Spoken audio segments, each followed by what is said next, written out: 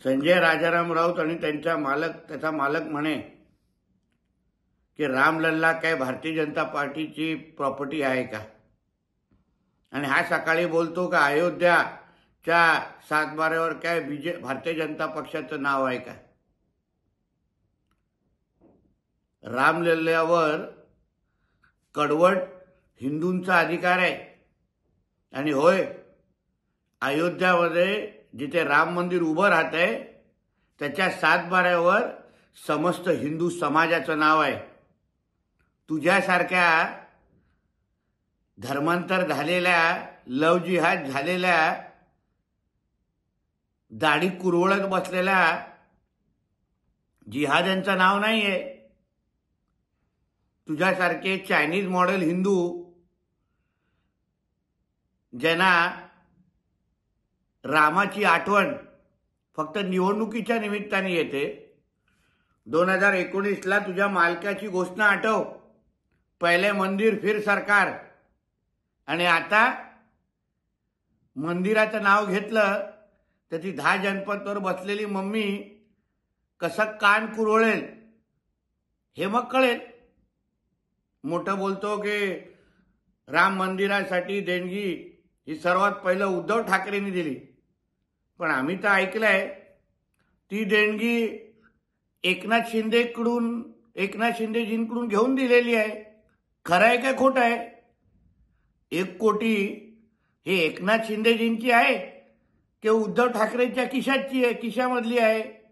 ह्याचं पहिलं स्पष्टीकरण द्यावं आणि मगच देणगीबद्दल बोलावं. संजय राजाराम राऊत म्हणे की भारतीय जनता पक्ष हा 2 कुबड्यावर चालणारा पक्ष आहे.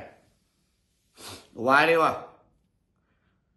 2019ला तुझा मालक काय स्वतःच्या ताकदीवर मुख्यमंत्री म्हणून बसला? 150 पेक्षा आमदार स्वतःच्या ताकदीने कधी निवडून आणलेत? आता हल्ली झालेला धारावी मोर्चा तुझ्या मालकाला किती कुबड्या घ्यायला लागल्या? एक काळ असा होता की हिंदू हृदय सम्राट बाळासाहेब ठाकरेंच्या नेतृत्वाखाली शिवसेनेने लाखोंचे मोर्चे काढले, स्वतःच्या जोरावर मोर्चे काढले.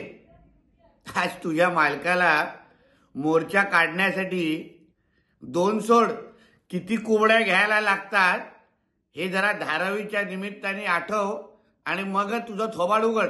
सकाळी बोलत असताना संजय राजाराम राऊत म्हणतो की संसदेमध्ये खूप कलाकार असतात आणि आमच्या उपराष्ट्रपतींचा अपमान करणाऱ्यांचा अप्रत्यक्ष पद्धतीने हा समर्थन करत बसलेला आहे.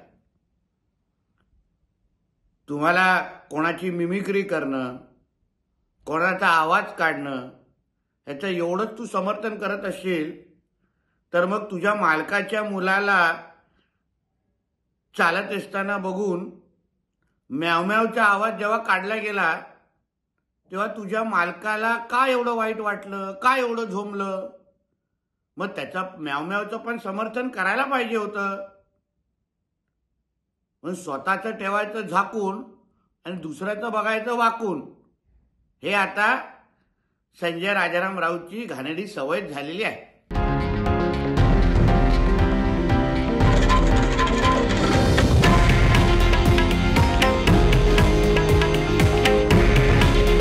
हे आहे देशातील नंबर 1 न्यूज नेटवर्क आणि आपण पाहत आहात TV9 मराठी. काळजी तुमची, हित महाराष्ट्राचं.